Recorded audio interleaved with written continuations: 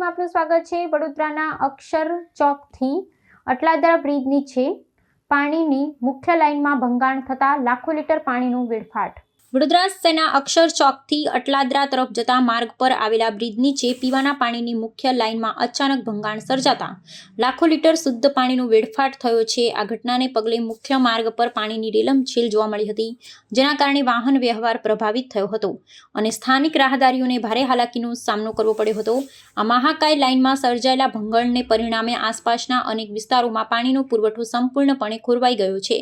વર્તમાન સમયમાં આકરી ગરમી વચ્ચે સ્થાનિક રહીશોને પીવાના ને વપરાશના પાણીની ગંભીર સમસ્યાનો સામનો કરવો પડી રહ્યો છે।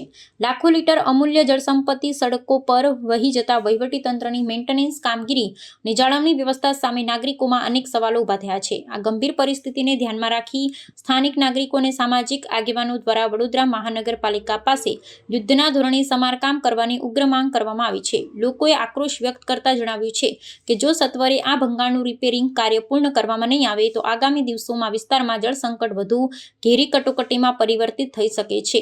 તંત્ર દ્વારા તાત્કાલિક ધોરણે લીકેજ શોધી નુકસાની અટકાવવાની અપીલ કરવામાં આવી રહી છે। ચૂંટણી ગઈ, બધું પતી ગયું, અમારું રિઝલ્ટ જે આવ્યું તે પણ અમને અમારા વડોદરાની પડી છે। એટલે આજે અમે આવ્યા છે અક્ષર ચોક બ્રિજ નીચે, જે અક્ષર ચોકથી આટલા બ્રિજ નીચે જે પાણીની લાઈન છે એ લાઈનનો ફુવારો જોઈ લો તમે કેવો જઈ રહ્યો છે। વેડફાટ થઈ રહી, કોઈ જોવાનું નથી। જે બી લાગતા વળગતા અધિકારી હોય એમને કહેવા માગું છું કે વહેલી તકે આવે અને આ લાઈનનું સમારકામ કરી અને જનતાને પીવાનું પાણી ઉનાળામાં કકડાટ છે, ટેન્કર રાત તો ચાલુ થઈ ગયું છે।